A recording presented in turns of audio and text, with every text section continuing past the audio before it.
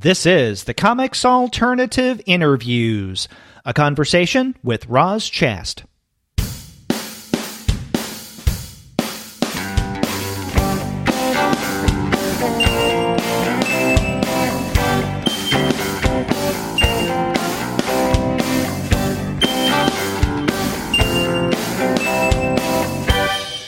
Hello and welcome to another episode of the Comics Alternative Interviews. I'm Derek. And I'm Paul, and we're two academics talking about comics. That's right. And on this episode of the interview series, Paul and I are extremely pleased to have Roz Chast on the show. Her new book, Going Into Town, A Love Letter to New York, came out on October 3rd from Bloomsbury. And we have a wonderful conversation with Roz. It really is a lot of fun. But before we get to that discussion, we want to let all of you know that this episode of the Comics Alternative Interviews is brought to you by the great folks at Discount Comic Book Service. Go to their website, dcbservice.com, for all of your comics pre-ordering needs. There, you're going to find all DC, Marvel, Image, and Dark Horse titles at 40% off the cover price if you pre-order. For all of the other publishers, you'll find that those discounts will be 20 to 35% off of the cover price. And every single month, you're going to find some unbelievable specials, and October is no exception. Sometimes those specials will be at 45% off cover price, sometimes 50% off of the cover, but you can also find discounts that are even more impressive than that. Yeah, sometimes the best way to take advantage of those awesome discounts is to check out the bundles that DCBS has. Sometimes I'm filling up my pre-orders with a bunch of books, and I realize, oh my gosh, I'm halfway there to a bundle. So I'll pick up a Valiant bundle or a DC bundle or Marvel Legacy bundle, and you'll get discounts there for as much as 50% off of a great bundle of comic books. So check those out. I don't think DCBS has a Roz Chast bundle, but you can definitely find all kinds of great comics as well, graphic novels and alternative comics and all kinds of stuff at DCBS for order. That's right. Go to their website, dcbservice.com. They will definitely take care of all of your comics pre-ordering needs. And after you do get your titles there, please be sure to send them an email and tell them that the two guys with PhDs sent you. That's right. Please let them know. Paul, this was, I think for me, and I'm sure you feel the same way, kind of a special interview in that I consider Roz Chast one of the great comics artists alive today. Yeah. And, as she points out in our interview, her kind of comics art is different from the comics art in community that we're usually used to in terms of comic book artists, graphic novel writers, whatever you want to call them. But I know I grew up, kind of in college, reading the New Yorker, and her contributions are always the one that I kept a special eye open for. So I have a lot of fondness for her, and I think this was a real get for us. Yeah, absolutely. It's a total honor and a treat. And, all of our interviews, the ones that you've been bringing me into, Derek, have been, totally exciting and great to interact with the creative people. But Roz Chast is on my Rushmore of cartoonists, especially when you try to incorporate, the wide span of comics, including, as we try to talk about here, everything from your newspaper comic strip collections to the kinds of, smaller press or, direct market comic books that we talk about, and Roz Chast and her special place as a New Yorker cartoonist, but with works like Can't We Talk About Something More Pleasant and Going Into Town, which we go into a little bit of detail about. I think she spans a lot of those areas now, and so she is a favorite for me. And she was totally fun to talk to. Great, good time. That's right. Yeah. Okay, well, let's share that conversation with our audience. Yeah.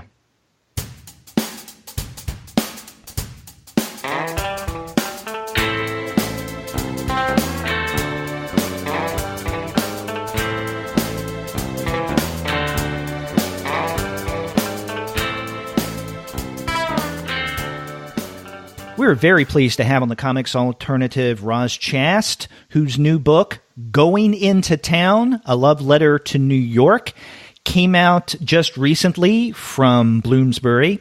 Roz, welcome to the podcast. Well, thank you for inviting me to the podcast. It's a real thrill and an honor to talk to you. Both Derek and I are longtime fans of your work in the New Yorker and various books that you've published. We were just talking before we got on the phone with you that Can't We Talk About Something More Pleasant had a lot of personal significance for both of us. So thank you. This is a huge honor. Are you going through that process? Yeah, sad to say, both of us are going through that process. Yeah. And Roz, one of the things I was telling Paul is when Can't We Talk About Something More Pleasant first came out and we reviewed it on the Comics Alternative back in 2014, my mother passed a number of years ago, but my surviving father was in really good health. Everything was fine. And when I read Can't We Talk About Something More Pleasant, I could understand from maybe a non-empathic perspective. But since then, my father has had a couple of strokes. And then going back to reread that book in preparation for our conversation today, that hit me in a way that it didn't originally. I can really identify with many of the things that you went through and narrate about your own parents. Well, it's kind of an eye-opener in a way. At least it was for me, but I think that's, partly to blame, the going through that experience with my parents. I think I was just so ignorant of that whole aspect of life, that I would have to, that people actually went through, or it was possible to go through this long, drawn-out goodbye, not just, as I said in the book, this kind of 3-week sort of period where you go from I'm doing pretty well to I feel kind of bad, and then 3 weeks, you're out. No, it's a whole other, it can be a whole other thing. Yeah. Yeah, and we certainly want to talk about going into town today, but just to add that it was just it was powerful enough for me to both laugh and shed a tear while reading your book that I wound up giving it as a gift to 3 friends during the holidays who were going through similar situations. And so I guess just to start off with a big word of thanks, because your voice and your humor, as well as the gravity of your contemplation was a therapeutic thing for us. Mm-hmm. Yes. Well, I'm glad it resonated. Yeah. Well, speaking of parents and children, Going Into Town is indeed very much a love letter to New York, and especially Manhattan. And in the beginning pages, you set it up really as a kind of introduction to your daughter, as she, largely raised in the suburbs, is now going to college in Manhattan. And one thing I was super curious about is, we're reading this finished product, which was marvelous fun. Derek and I both had a great time with it. But is this, in fact, something that you created for your daughter, and did she end up using it as a guide when she started in Manhattan? Yeah, absolutely. The photograph of the cover of that booklet was really the sort of inspiration for this book. Yeah. Before she went off to college in Manhattan, I sat her down. I wanted to, she'd been into the city with me so many times, into New York with me many, many times, but I thought I should, as her mom, I should sort of just check up to see, how much of this she understood, partly because, for her safety, but also because I love New York so much, and I thought if she is going to have any chance of loving it, she should really understand a little bit just about the mechanics, the underpinnings of how it's laid out and stuff, which is something that guidebooks don't sometimes tell you. So I said, well, Manhattan is actually, it's for people who are directionally challenged like me, and a little bit for her. It's really great because you can't get too lost. It's not that big, and it's laid out like a grid. And she said, well, what do you mean? And so I took a piece of typing paper, and I explained, these are the avenues and these are the streets.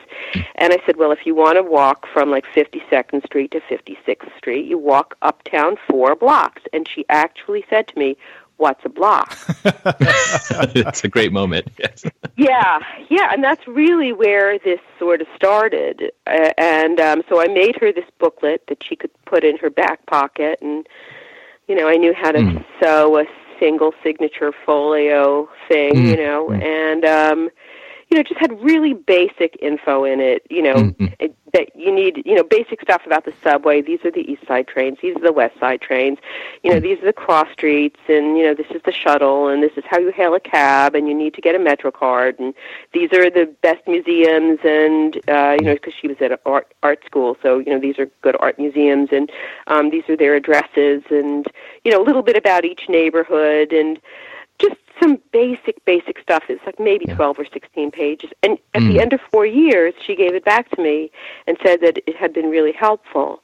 And so that's, was the initial inspiration for this book. Yeah. I mean, I think that context, it also explains why it has such warmth to it. Besides being a guidebook with really handy information, it's great fun to read, and a lot of that is the tone that comes with this being a sort of gift to your daughter, and wanting to wise her up to all these aspects of living in Manhattan. And I wonder at what point it dawned on you that this would be something that deserved a wider audience than just your daughter. What was the process of getting this to the point of publishing and so forth? Well, she gave it back to me and told me it had been really helpful, and that she had even shared some of the information with friends, in her first year that were having some troubles with, that she consulted it, and then they consulted. I scotch taped like a subway map in there, and I scanned it and I sent it to my agent, and I said, "Do you think that maybe there's a book here?" And it also had like a lot of drawings in it. It had lots of cartoons and funny drawings and stuff. So it wasn't just dry facts or anything. Right. And my agent liked it, and at first it was going to be just this sort of guidebook, but I think it really is. Like a thank you letter and a love letter to Manhattan, because it was, it was going to sound incredibly corny, but it was really getting my first apartment in Manhattan when I was 23. Moving in there was the first time in my life that I felt like my life was not going to be a complete shit show. It just was a very transformative and hopeful experience. I really was very, I was sure that things were not going to work out. I don't know what I thought was going to happen exactly, but I was pretty pessimistic. Yeah. I went to art school, but and I'm glad I went. I'm really glad I went to RISD, but I certainly did not feel that I was particularly encouraged or cared about there.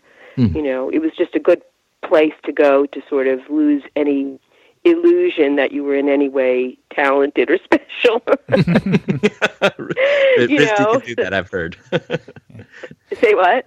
I said RISD can do that, I've heard. Yes. Yeah.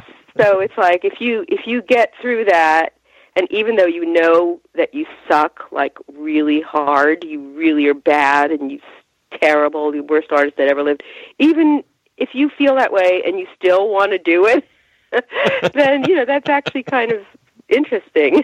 Right. Well, the thing about wanting to go out on your own when you're in your early 20s is, I think, something that a lot of people can identify with.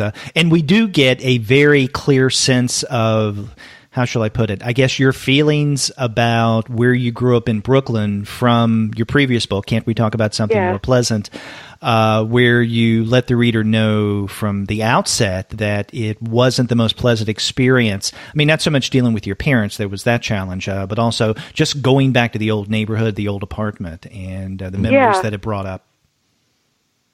Yeah, I mean, Brooklyn is very different, or I should say parts of Brooklyn are very different from when I grew up, but it's not even just so much the, physical or economic changes. It's that, now I know Brooklyn is, the destination for young people coming to New York. That's where most of them or a lot of them live. But for me, when I was growing up, Brooklyn was where you wanted to escape, from, and Manhattan was really the shining city on the hill. You wanted to get out of Brooklyn, with its sort of, I don't know. I mean, I can remember an uncle saying to me, "So you think the world owes you a living?" Like this sort of this really negative, why even bother having any dreams kind of feeling. And, life is terrible. Life is this. This is, you better get used to it. And, and Manhattan was a sort of a different feeling. Yeah. Now, Paul mentioned at the start of the conversation the genesis of going into town as, it started as a guidebook for your daughter who was going to school in Manhattan. Now, I'm wondering what kind of response you've gotten from your daughter since this book has been released about her being, albeit a minor, but nonetheless some kind of character in this text. She is fine with it. In fact, one of the interesting things that I went through with this book is that my daughter is actually transgender. And that was something I had to sort of deal with when I was putting this book together, because when I put the book together, she was my daughter when she, all of this stuff. And I didn't want her to feel, I still call her, I didn't want her to feel that, I was in any way, not acceptant of that, but it also would have been very weird and not completely true to say, like, when I went into Manhattan, with my son, and he said, and I didn't, with the thing about the fire escapes of West Side Story thing, so she wasn't my son then, she was my daughter. So we had many, many conversations about this, and she was so totally cool with it. I was the one that was getting all, like, sweaty about it and, like, anxious, and she was like, "Mom, this is, like, completely fine," because, we're, knock on a million pieces of wood, we're pretty close, I think, I hope. But it was definitely an aspect that, and I even had the book took a certain detour for a little while in that direction, and then I thought, like, the book is not about that, Yeah, because you reference her in the first part, this first section, which is what? Let's start here. But then after that, she falls back into the recesses. We don't forget, or at least I never forgot that, she was one of the starting points for this project. But after that first chapter, you really don't address her at all, which I think is quite appropriate. Yeah, I mean, it's her story, but it's just as a sort of, like, in a putting a book together sort of way. It was not like, I didn't quite know how to do it. I didn't quite know how to handle that aspect. And as far as interviews go, like, I'm fine mentioning it here, but there are certain interviews, like, I haven't been, so I feel like at some point it will become, if I feel like everything is going to suddenly become about that, then, I don't want it to be. Yeah. But it was definitely, as far as putting the book together, something I had to sort of think about myself and also talk to her about. Yeah. Well, I'm glad you shared that with us. Now, albeit we don't have the reach of a Terry Gross as much as we would like to think we do, but I mean, that's I think that's appropriate. And we have a very progressive and welcoming audience. So glad that we could have that. It's not quite as, like, I did an interview with People magazine, and that was, was fine, but I don't know. It's her story. It's not my story, But the book is not, writing it for her was the inspiration, but it's really about, my love for this place, this particular place on Earth. Right. Yeah, it's something I appreciate both about this and Can We Talk About Something More Pleasant, which is that your subject in one is New York and the other is your parents, but so much of it is about your voice. Even that strip you referred to where your daughter is saying, "What's a block?" The humor of that strip is the last panel where your reaction is so hilarious. I literally laughed out loud. I even woke up my wife to show her. But just that it's a lot of this is your subjective, response to these things, right? How else do you react when your kid asks you what a block is? It's like, what? But, we live out here in the suburbs, and we don't have blocks. I mean, we have some sidewalk in the town, but there's no sidewalk on our street. Right. But I thought it was also funny how she knew that the graphic of the fire escape, yes. From the West Side Story covers. I'm not even sure how she knew that, because we don't have that around. But somehow, in the culture, that must be like a very popular, well-known thing. Mm-hmm. But that's what she called fire escape, a West Side Story thing, but she had no idea what they actually were. It's funny. Yeah. Having grown up in the suburbs, your impressions of the city are formed by media. So probably at some point she's reading Shakespeare and watching West Side Story, and that's where the fire escapes, pop up in your consciousness, because where else? Right. I mean, for me, I had a fire escape, and I used to take a couch cushion out there when I was a little kid, and I would bring a book out there, and I'd feel like, this is pretty cool. I have a porch. Yeah. That the comment about the blog got me to thinking. Now, I grew up, like Paul did, in the suburbs, and I grew up in Charlotte, North Carolina, in the suburbs, like at the time right outside of the city. I knew what a block was, but reading that comment from your daughter got me to thinking, well, where did I learn about the whole concept of block? Now, Charlotte's a kind of big city, so I'm sure it was going into the downtown area and being told that something is a particular block. I mean, I don't remember any instances of that actually being the case, but that must have been where I got it, because otherwise, my origins are similar to your daughter's, growing up in the suburbs where you have neighborhoods and windy streets and no concept of blocks or fire escapes or anything like that. Yeah, that's true. And we don't have, I guess the nearest big city around here would be Danbury, but we don't go there that much. She mainly, unless she was going into New York with me, she was in Ridgefield, and windy little streets, and some of them have sidewalks, and most of them don't. And the downtown has some sidewalks, but after a while, there isn't one. Yeah. That reminds me of one of my favorite parts of the book too, is the ways that you. So I've been to Manhattan. It's actually the only part of New York that I've spent any time in, but. Man, your guide is so spot on of these are the things to note about Manhattan, because, you talk about the grid that is so clear.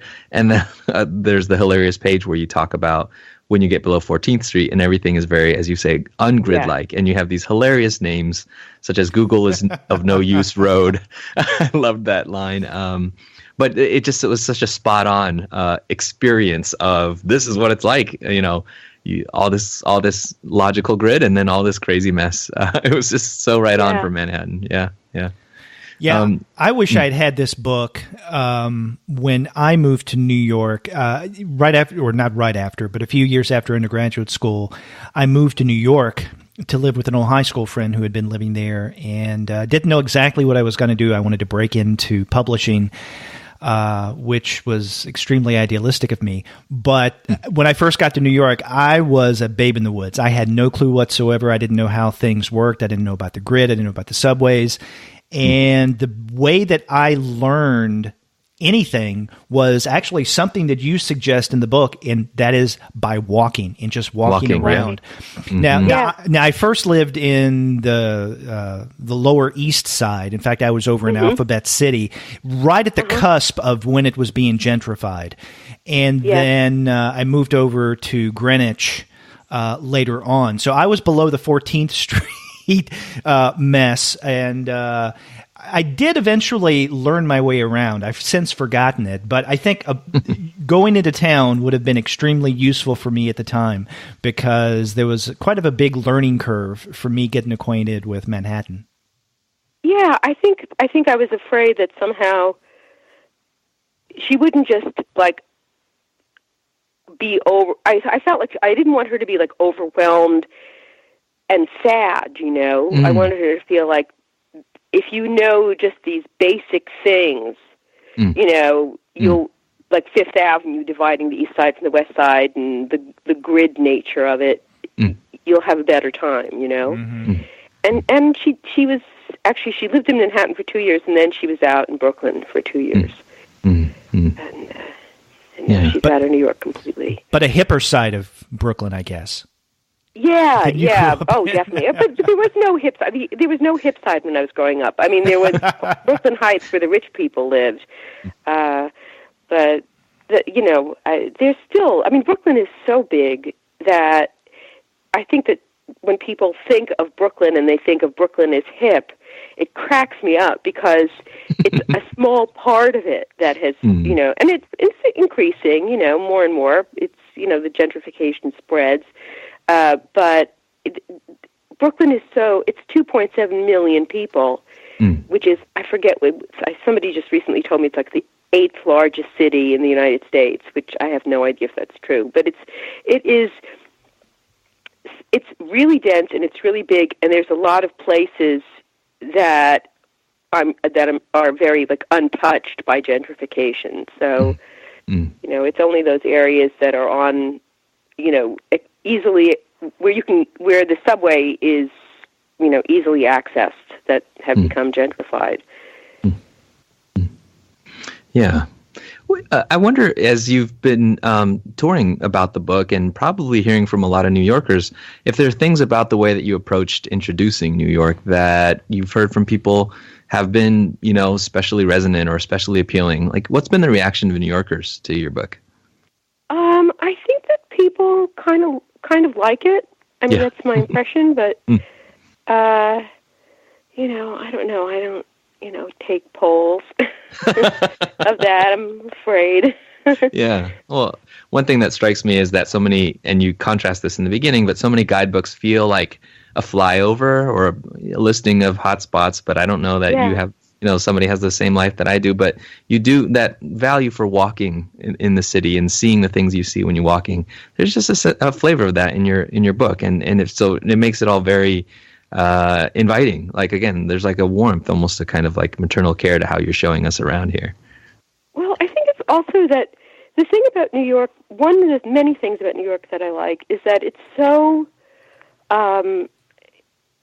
dense with stuff that you can take almost any walk and you'll find something interesting. So what I might find interesting, like a ribbon store or something, might not appeal to anybody, but then maybe they're walking by, and these stores are still there. You know, these people are saying, there's none of this left. Yes, it does. It has changed. I mean, undeniably it has, but like, I just can't stand that, you know, that whole like, oh, my favorite bookstore is gone, and, you know, I don't know. It's just like, please, just shut up. But it dismisses the richness that's still there, right? Yeah, there's still so much great stuff. I mean, just walking around Midtown, you just pick some random street. I just feel like you almost can't go wrong in just making up a walk. And so I don't want to tell people, like, this is a great walk.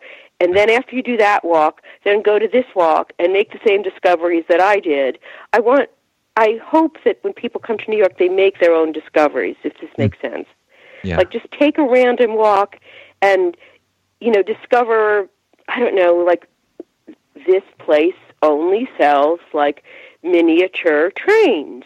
And look at that standpipe, and look at the weird dresses in this store window. Like, who would wear these things? And I don't know, just things that, like, might only be existing at that one afternoon just for you. You know, and nobody else will ever take that walk. And if you took that walk again, it might be different because that store might be closed. And that's more interesting to me than, like, this is how you get to the Statue of Liberty, and this is, you know, how you get here, and I don't know. Yeah. Yeah, and in fact, you do briefly mention, you know, a couple of the tourist sites like the Empire State Building, Statue of Liberty, but you really don't spend any time on them. I think the one thing that you mention in Going Into Town that I wouldn't call touristy, but it kind of approaches the more touristy side, is when you devote, I think it's a page to, what is it, the Circle Line, where you can take that boat around, which, I took, I guess, in my last days there in Manhattan. I wish I had done it earlier, because it really does give you a solid perspective of distance. But I mean, you mentioned that, but that's about the only thing that is even somewhat touristy. Everything else that you're mentioning are like what you were just saying, the things that you discover when you're walking, the fluidity of New York, how something could change from one week or one day to another. But you shouldn't mourn the loss, because something else is going to be just as cool. It's going to pop up at some place that you're going to, come across anyhow. So it's that side of New York that I think people aren't as familiar with. And that's why Going Into Town, I could identify with many of the things that you said. And it really did bring back a lot of memories of my first days of living in Manhattan. Because I remember, again, coming back to the significance of walking, my first full day in the Village, I remember walking over to the West Side, and on the first day, not only did I find, I think it was in the East Side, this one, was the Pageant Bookstore, which was in Woody Allen's Hannah and Her Sisters, my favorite movie of his, and so I was really bowled over by that discovery. And then walking to the West Side, I saw, I don't know, 3 celebrities on the street, which, me, a boy growing up in North Carolina, was a big deal. I saw Bo Diddley and I saw Wallace Shawn, and I can't remember the third, but I thought, wow, that's funny. Cool. Yeah. Wally Shawn was talking with a couple of people as they were walking down the sidewalk, and Bo Diddley was in some kind of recess between buildings doing something, and I don't know what it was, but it was Bo Diddley. Wow, that's really cool. That's really cool. I mean, I think that's the other thing. I've been traveling a lot for this book and for the last book. When I go to other cities, there are not people on the street in the same way. And that is just so strange to me. And I think part of it is that a lot of cities are very car-oriented. So you might have like one neighborhood that's kind of like, oh, this is a walking-friendly neighborhood. I walk to the next. And then, but when you leave that neighborhood, then you're back to, no walking. It's just cars and weird distances between things and emptiness. And that flips me out. I mean, especially when you're in a city where, you're in the downtown area, and it's the middle of the day and there's nobody. And I guess it's because people work these 9-to-5 jobs.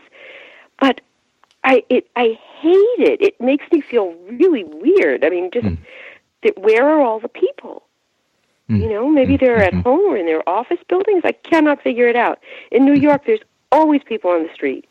Yeah. You mentioned this in a really funny way, as is your wont in the walking chapter, where you talk about this phenomena, and you draw yourself on the street in some city where there's no one, and you're wondering if there's been a zombie apocalypse as tumbleweeds are rolling through the street. That way. It does feel that way in most, I wouldn't even say a few, I'd say most American cities I've been in. If you're there at 2 or 3 in the afternoon, even downtown, it is just zombie city. I mean, it's really weird. It's empty.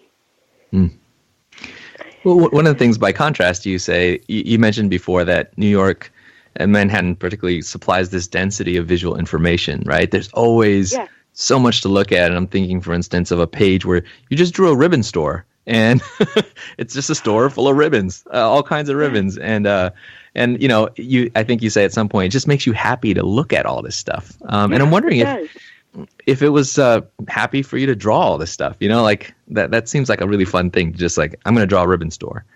Oh yeah. I love interiors. I love just doing that kind of thing.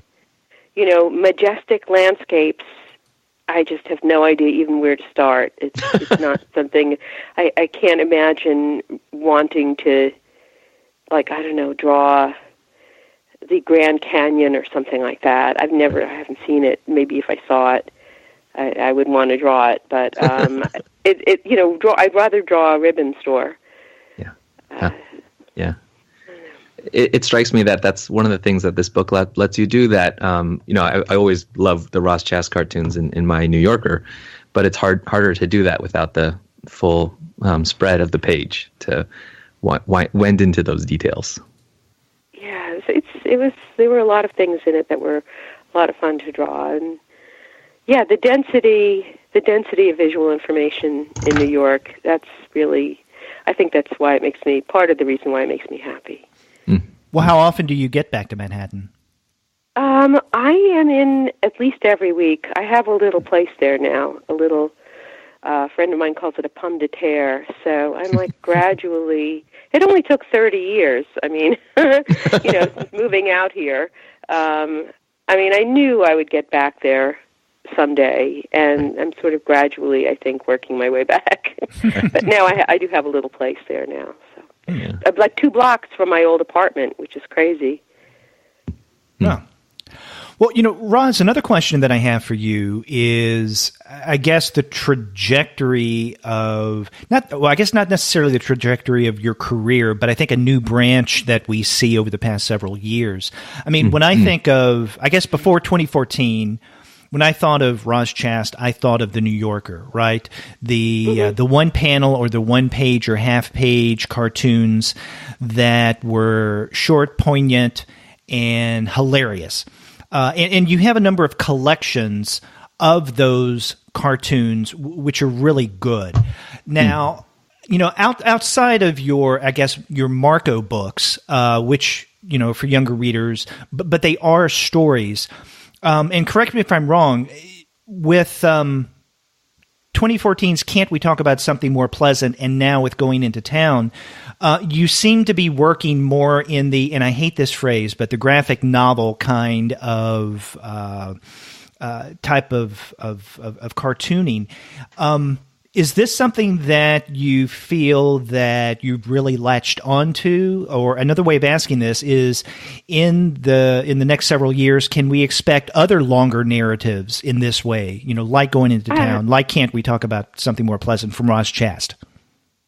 I do hope so. I mean, it's an interesting thing to explore because, I mean, for me, it's not just like longer cartoons. There's so many other things, like somehow, for some reason, I always put photographs. It seems like I like to put photographs in there also, at least I did with these books.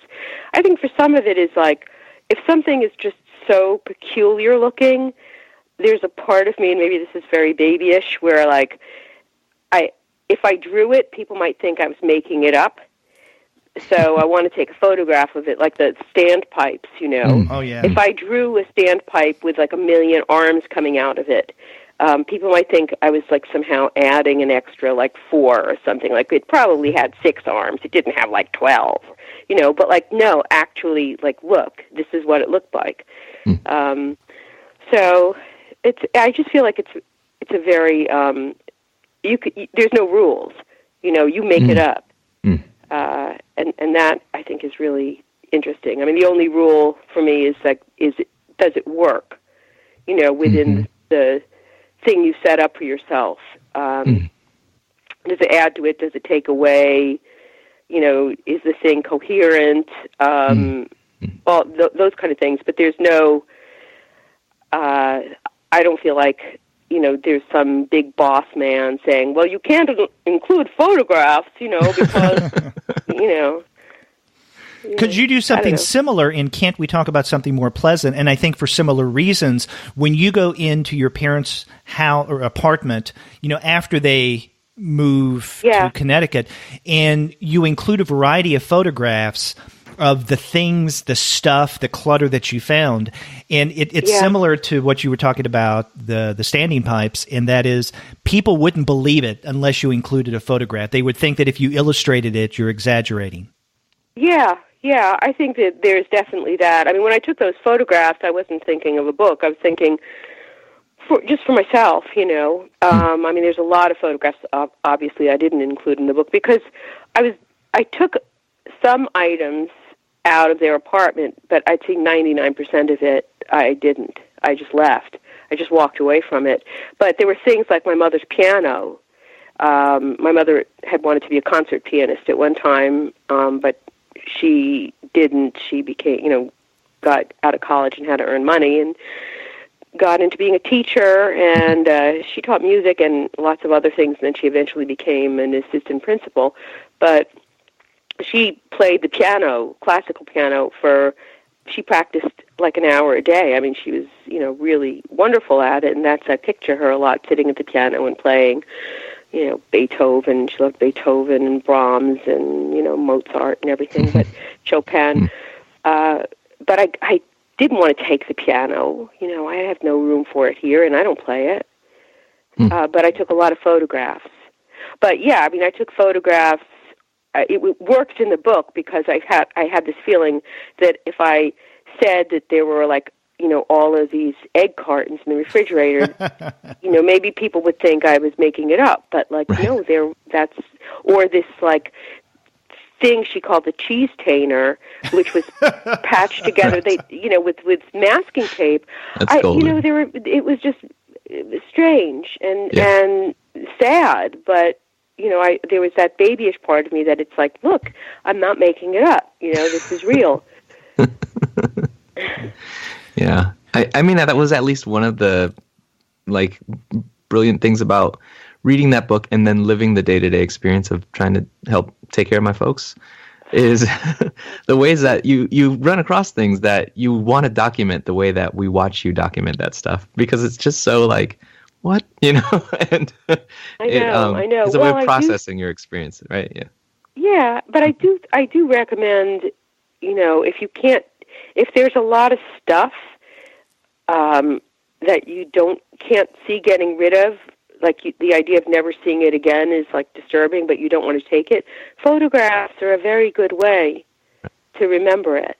I'm really glad that I took the photographs of the piano and my mother at the piano, and I don't know, I didn't need the actual piano. Right. Yeah. But just the memory of that time and place and moment with that person. Yeah. Well, Roz, going back to my earlier question about your last two books being more longer narratives, Paul used the word documenting a second ago, and I think that goes a long way of describing what Can't We Talk About Something More Pleasant and Going Into Town are all about, is that you're documenting or chronicling certain aspects of your own life, your own experiences. I'm wondering if you have any interests in, continuing long-form storytelling, but doing so in a less autobiographic and maybe even a fictional mode. Oh, yeah, I do think about that. It's definitely interesting, and it's definitely something I think about. But, who knows? You don't know when you're working on a project whether something sort of starts to grab you or not until you're in it, until that point, it's sort of theoretical. Yeah. Well, along a lot the lines of that question too, I'm thinking of your editorship of the Best American Comics, and I hope this isn't strange to say to you, but I think of you as one of the pantheon when it comes to cartooning, and you're also, I think, a really important crossover person in our field. And so I wonder a lot about what your vantage point is about, the audience, larger culture's willingness to embrace comics, to embrace graphic novels, and are you seeing that as you see the reception to your work, maybe more openness than previous to some people who would say, "Oh, I don't read comics." "Oh, but I certainly read New Yorker cartoons." Are you seeing more of an openness to graphic novels and to memoirs in comics form and things like that? Well, I definitely see that as the direction. I don't know whether it's changing slowly or fast or what, but I think that's the direction that we're going. That there is more openness towards that form. It's such a great thing. It's such a great form. I really loved working on that project with Bill Cardelopoulos. That was, a real education for me, because when he first asked me about it, I was thinking, I don't know that much. I know the big names. I know, Chris Ware and, Adrian Tominay and I don't know, Daniel Close or I don't Klaus. know. Klaus. I knew, of course, Alison Bechdel and Marjane Satrapi. I knew the big names, but the deeper levels of that whole world I knew nothing about. But it's amazing. I mean, I've gotten to know the work of so many other people whose stuff is just fantastic. I do think it's becoming something that more people are open to, the graphic memoir, graphic novel thing. And, you could say that we're becoming a very visual, a visual culture, that pictures, or just think about emojis, or just think about the number of visual images with all the, Instagram and everything that we're just bombarded by. I think about sometimes in the past, before photography, how, images were not that much. I mean, maybe people had a few paintings on their walls if they were like middle class or something, but a lot of people didn't have anything. Maybe they had some religious imagery or something. But now we're just increasingly, visual. So and kids are making and using visuals in such an assumed way that it's, virtually close to the way language is used, which actually makes me think of another page of Going Into Town, where you talk about museums and you have old paintings, but you have annotated them with your own dialogue because the painting is wacky, and it's like half the fun of going to a museum is the reverence for this great art, but then the other half is just like, what's going on here? Like, is he saying this? That's just a hilarious no idea what's going on. So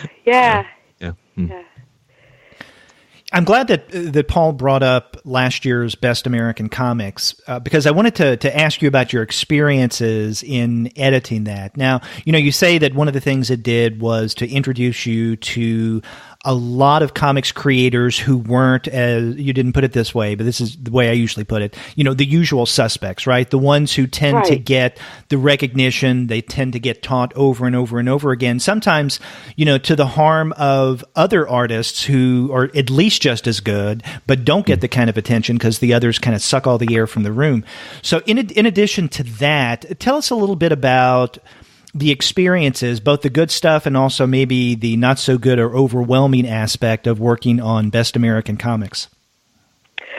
Well, Bill really did all the heavy lifting. I think he went to, all these comics expo things and collected, I don't know how many he had at the beginning, maybe like 1,000. And and that was like from tiny small presses, everything from like some new big book of Chris Ware to like some stapled together thing that he'd gotten at, some comics expo. And he knew, we had a lot of talks about what kind of stuff I like. I like stuff that has a narrative, something narrative in it. I'm not a big fan of superhero stuff. It just leaves me cold. I don't know what it is. It just, we sympathize. I just don't care. Yeah. It's just, they all seem the same story to me, and I don't get wrapped up in there. And he sent me 4 cartons of like maybe 30. He, winnowed this 1,000 down to like maybe 120, and then he sent me over a couple of months 4 boxes, I think, and each one had about 30 things in it. And then I winnowed that down to, like, out of those 120, maybe my favorite 30 pieces. And we went over it, and sometimes I made 3 piles. I had he came up here, and we would sort of meet together, and I'd say, okay, this is where it's standing right now. These are definite yeses. These are definite no's. And then there was like a pile of maybes. Like I just wasn't sure what I thought of it. And he told me of a couple of things that were either in my maybe pile or my no pile, that he said, I think you should reread this.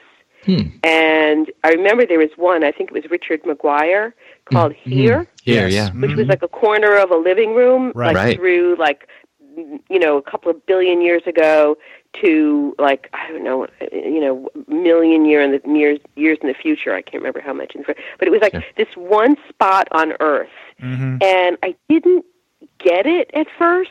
I just didn't understand what was going on at first, and I just got kind of annoyed and put it aside. And, even though it was very beautiful, but I wasn't getting it. And when I looked at it again, I was just so blown away by it. I thought it was so amazing, and was so happy that, Bill had suggested that I take another look at it. And they were, by the time I got done, the main problem I was having was I wanted to include too much because there were so many things that were so wonderful. Yeah. And I wanted a variety. I mean, I feel like I was very happy with how the book came out. I mean, just totally by accident, it wound up being almost exactly half male and half female. And that I was kind of glad of, because I did not go out of my way to, I think more women artists should be represented. Not that there's anything, wrong with that, but I really wanted it to be based on what was, what I liked, what was getting me. And in a good way, not in a bad way, obviously. And because, things get to you in this sort of like, not getting to you. Right? Or as you say, reaching. It's reaching me, and it's not necessarily good. But anyways, that was the hardest thing, was that there were so many things I wanted to include. But, I feel like it was a good mix of, as you would say, the usual suspects, and also people like Casanova, Frankenstein. Just completely crazy. But I loved, there was like a real feeling in it, like a real narrative kind of pull that I really liked a lot. And it was funny. It's funny as hell. Yeah, Casanova's wild. Oh my God, love him. But there was so much great stuff. I don't know. I mean, I feel like I like everything, but I really it was a lot of fun to do. A lot of work, to read it and make notes why I like this, why it should be. But I was happy with it when it all came together, and Bill was great to work with. I really enjoyed reading that collection, and Derek and this podcast regularly review the Best American Comics, but to have you as the editorial voice on that one was just a kind of a ringing endorsement from a really important vantage point, yours, because I really think of you as, when I think of New Yorker cartoonists and how important that is to cartooning generally. Obviously, I think of, Charles Addams and Thurber, whomever, but you spring to mind, and so as that voice, you're sort of, I don't know, I felt like it was a word of affirmation to comics, to have you had done that, Well, I'm from a different part of that. I think I also felt very shy about it because, I'm not really part of that graphic novel world. I mean, I feel like I'm part of this whole other, within comics you have those people who do the newspaper strips, that world. Sure. And then there's, magazine gag cartoonists, although there's, that market is so small right now. It's basically the New Yorker. And graphic novels and memoirs and stuff, and that's almost like the biggest field. And then people who do stuff online, these wonderful webcomics, web comics. So the world that my comics world is definitely something that it's a smaller world, and I could, I was paranoid. I felt like, somebody's going to say, well, what does she know about comics? She doesn't know anything about this. And, and it's like, you're kind of right. You're kind of right. So, I won't dispute that. That's not my world. I can, tell you about Helen Hokinson or, Otto Sagla or, Jack Ziegler. Yeah. So, But that's something that I think Bill Cartalopoulos has brought to the Best American Comics series, and that is he is mixing it up with the individual volume editors because, I mean, and I'm glad that he's doing that. I mean, when I learned that you were going to be editing the 2016 volume, I was really excited because, I mean, yes, you have tons of experience in terms of cartooning, but you're right. Your world in terms of comics is different from the world of many of the previous volume editors. Again, some of the usual suspects that we were talking about, like Chris Ware and whatnot. And he also chose Jonathan Lethem, who again has had experience in comics, but he's known primarily as a novelist with an interest in comics. And so I really like how he is shaking that up. And now that I'm thinking about it, we've had Bill Cartalopoulos on the Comics Alternative a couple of times talking about Best American Comics, and we'll probably have him on later this year as well. But I think this is the first time we have interviewed someone who is an editor of an individual volume. Now, we did talk to Scott McCloud on the podcast, but I think that was before his 2004 volume of Best American Comics came out. So, Roz, you were the first, I think, individual volume editor of Best American Comics that we have talked with on the Comics Alternative. So congratulations. Thanks. Well, I win. A new car. Yeah. Yes. A washing machine. Yes. Like the Price is Right here. Yeah. Mrs. Kresge, what's behind curtain number 3? Yeah. And then it would be like a goat. Wah, wah, wah, wah, wah. Yeah. You traded it away. That's going to be our new motto, Comics Alternative. You win a goat. You win a goat. Yeah, that's right. Yeah. This reminds me, one of the things I definitely noticed in going into town that wasn't as apparent, and for good reason, in Can't We Talk About Something More Pleasant, is your sense of humor. I mean, I was telling Paul before we called you up for the interview that going into town reminds me much more of your New Yorker stuff than Can't We Talk About Something More Pleasant. But again, for understandably so, because you're dealing with a different subject matter that in many ways is a lot darker than going into town. And I'm wondering, when you were writing Can't We Talk About Something More Pleasant, did you find yourself having to kind of pull back from what I'm assuming is your natural tendency of humor?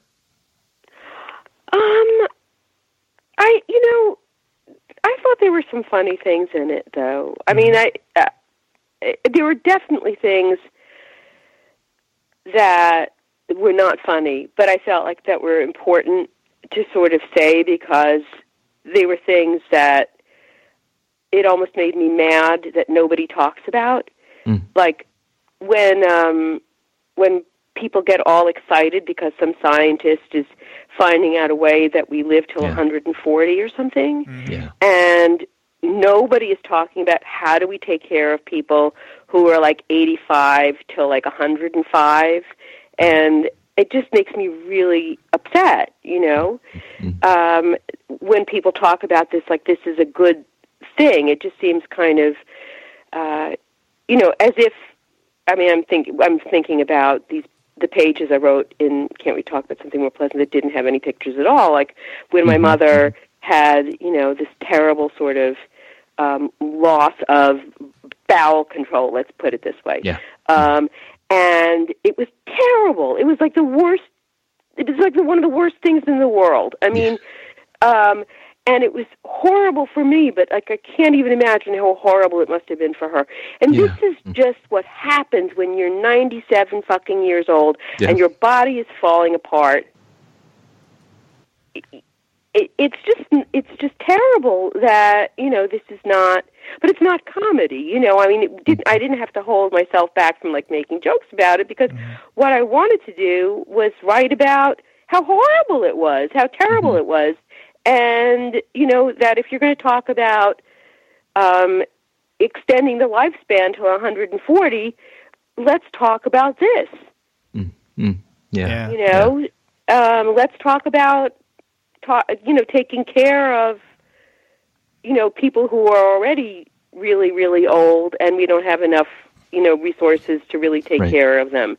Right. So, why just throw more people on the pile of people we can't take care of? Of course, it's usually some like guy scientist in his 40s or something, and he's just thinking like he's going to be like kayaking, I guess, until he's like 105, Right.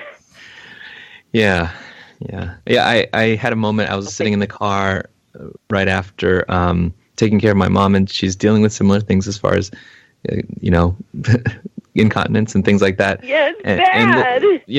And there was a scientist on the radio talking about CRISPR and gene alteration to make it's just a weird reality to live. Weird. Yeah. It's so. I mean, it's almost funny in a sort of grim way, but there were a lot of things that were, kind of. I mean, I guess I didn't. This is a sort of long way around just saying that, like, if something was funny, like I did sort of include it, like when my father, when I was trying to buy him a red sweater, and he didn't want to wear it because he somehow he felt that like it would indicate to people if he wore a red sweater that he was a communist. Right. I mean, I didn't know, that was so weird. It was just sort of funny, but then other things they aren't funny. Yeah, you're right. I mean, there are those moments, and can't we talk about something more pleasant, where the humor does bubble through. And I particularly like those occasions, and not just in that book, but even in Going Into Town, where you draw yourself, I don't know, in amazement, or in you're incredulous about something. So someone says something and you draw your hair just sticking up, your face is frantic.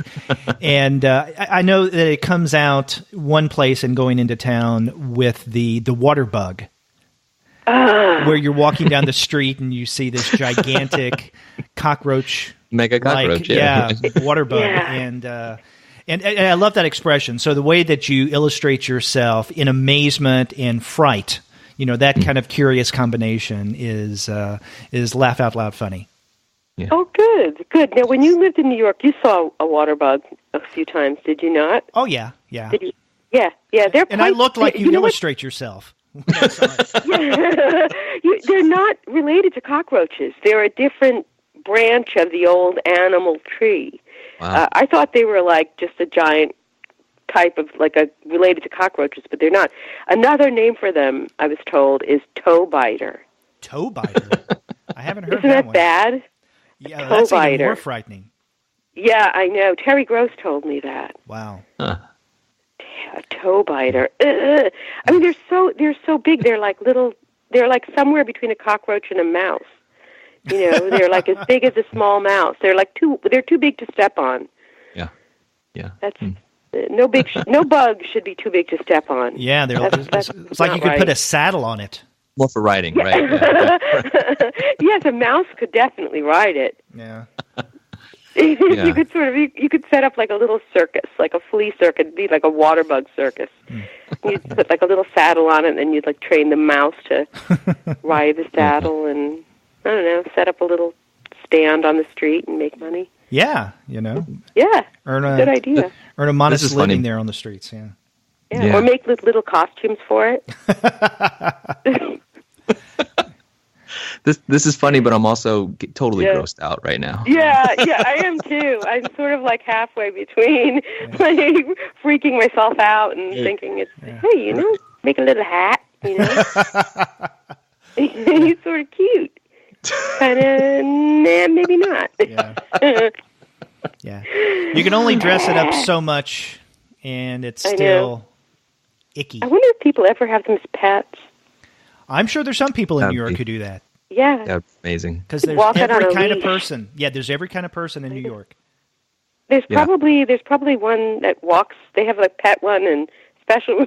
They're emotional support water bug, and there you go. I don't know, walking on a little tiny leash, and because they're. The first one I saw was walking along 14th Street, and that's hilarious. It was too big for a bug.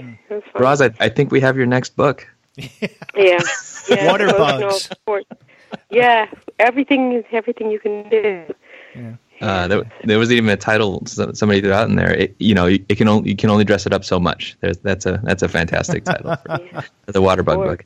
No, but I do think that you in both the works that we've been alluding to a lot, you have this way of touching on either dark or hard subjects, or even ones that would make you potentially grossed out or bewildered, like or The Big City. Grossed out. And you are able to just have a spin and a voice about them, a sense of humor about them that makes them approachable as subjects, which is a gift. I mean, that's a gift to people who read your stuff. I love that. Oh, well, I'm glad. Yeah. I mean, I think if you're going to live in New York, well, I don't know. Actually, before I say that, have either of you ever read Here Is New York, the E.B. White book?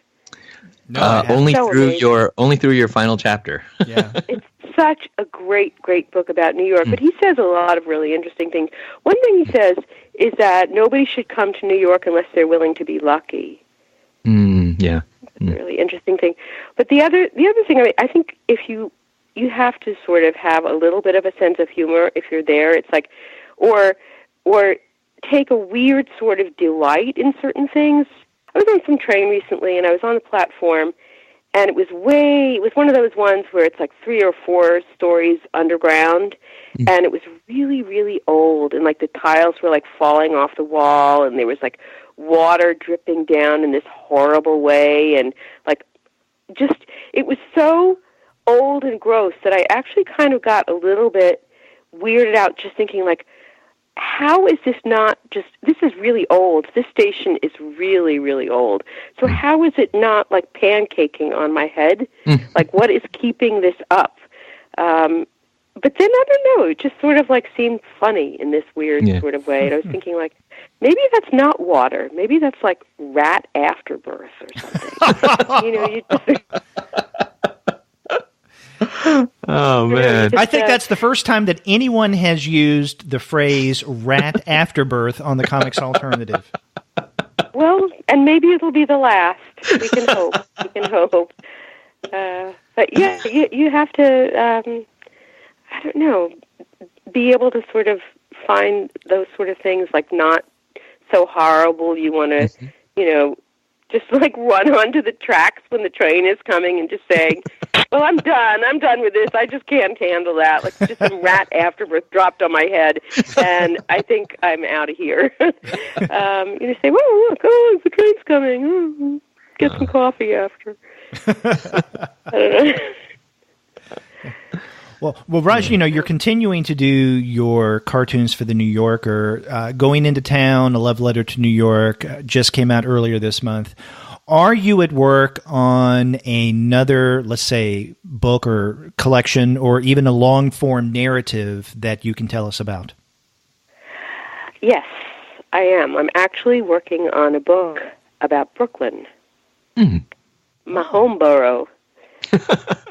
And it won't have anything in it about like Williamsburg or Bushwick or Greenpoint. It's about deeper Brooklyn, like the Brooklyn where I grew up, and neighborhoods that nobody goes to because you have to take a subway and then you take a bus from that subway stop to get to the place. Or, those buses like when you're in Manhattan and it's not like a regular bus. It's a bus that goes to, like, Mill Basin. Do you know those kind of buses? I don't think I ever took one of those.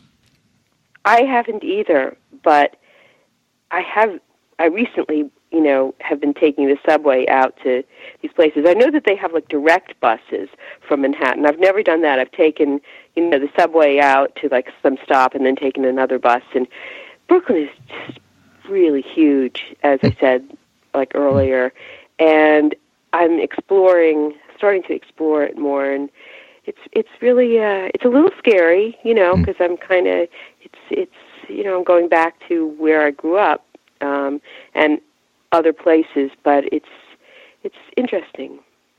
Is this going to be a companion piece to Going Into Town? I think it probably will be, yeah. Okay.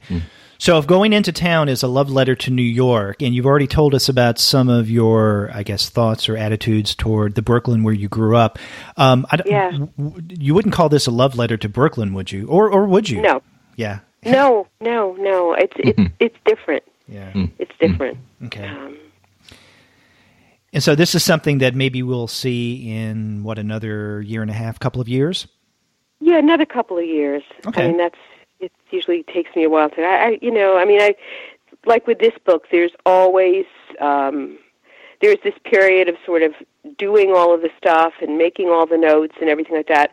And then there's a period of sort of starting to write it up, and then so many sort of blind alleys, things that you have to kind of go, things you have to explore, and sometimes they work out, and sometimes it's like this is the wrong direction, and make a U-turn and go back and straighten it out again. So there's always that, for me anyway. That's part of the process. But I don't always know until I'm doing it whether it's going to work out or not, and then sometimes I think like, oh well, crap, 3 months of work is just now. That's kind of like what you were telling us about your working on Going Into Town, and I guess starting off with doing more about your daughter and then pulling back on that. Yeah, but I had to explore it. I had to do it, because otherwise I would never really know whether, it was right or wrong. So I had to sort of see what it looked like, see what it was. And, as I said, she and I had, many, many talks about it, but she was much less, concerned with certain aspects of it than I was. But really, the book is not about her. I mean, the book I wrote for her was the inspiration, but the book is about New York. Yeah. So.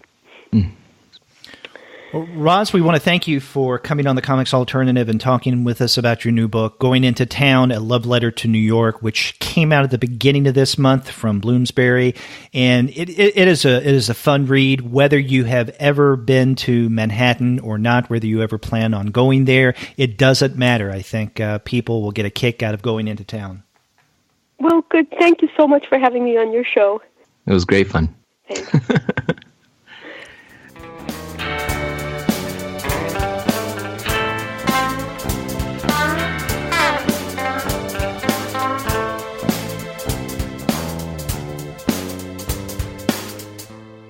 Paul, that was a lot of fun talking with Roz Chast, and her sense of humor that you see in the New Yorker strips and even in her books definitely came through with a vengeance in our conversation. Yes, I will never forget the image of the waterbug with the saddle. Yeah, and also rat afterbirth. I think we have a subtitle for this episode. Done. Yeah. No, it was a lot of fun talking with Roz. I don't want to suggest that it's not as fun talking with other creators that we have on the interview series. Yeah. But I will say that Roz turned it up to 11 in terms of the fun. Yeah. It's proud to have this conversation. That's right. So we want to thank her again, and also her publicist at Bloomsbury for helping to make this possible. Mm-hmm. And if you want to find great books like those that Roz creates, then check out the website of our sponsor, which is Discount Comic Book Service. Go to dcbservice.com. They will take care of all of your comics pre-ordering needs. Although, as Paul mentioned at the top of the show, they currently do not have any works by Roz Chast for sale. So if you want to scratch that Roz Chast itch, then go to comicsalternative.com/Amazon, click on the icon and that you see there, and it'll take you over to Amazon.com. You can get your Roz Chast book, and if you do your shopping through Amazon that way, you'll be providing a few cents to the Comics Alternative. So it's a great way by doing that to skim from Bezos and give to the Comics Alternative. That's right. comicsalternative.com/Amazon. And after you do get your Roz Chast books there, get in touch with us and let us know what you thought about our conversation with her. If you go to our website, comicsalternative.com, you'll find that you can leave us a voice message online via SpeakPipe. Or you can call us the old-fashioned way by picking up the phone and dialing 415-3-COMICS. That's 415-326-6427. Another way you can reach us is by email. We are at 2guys@comicsalternative.com. Derek is at derek@comicsalternative.com, and I'm at paul@comicsalternative.com. Would love to hear from you through email. It'd be great to get your thoughts there, too. That's right. You can also find us all over the social media sphere, such as on Twitter, Facebook, Tumblr, Instagram, Google+, Goodreads, Pinterest, and YouTube. You can subscribe to the podcast through iTunes. You can stream us on Stitcher. You can also find us on TuneIn, on Spotify, on iHeartRadio, and on Google Play Music. But you can find every single one of our podcast episodes, as well as the reviews and the comics-related commentary that we post on our blog, simply by going to our website, which is comicsalternative.com. That's right. Yeah, and we do like to hear from you. So as Paul said, get in touch with us and let us know what you think about our shows, including this interview with Roz Chast, which was a lot of fun. We hope you had a good time listening to it as well. Yeah, we certainly did. So thanks for joining us. That's right. And we will be back with more review shows as well as more interviews in the days to come. So check back with that. Until then, I'm Derek. And I'm Paul. Take care.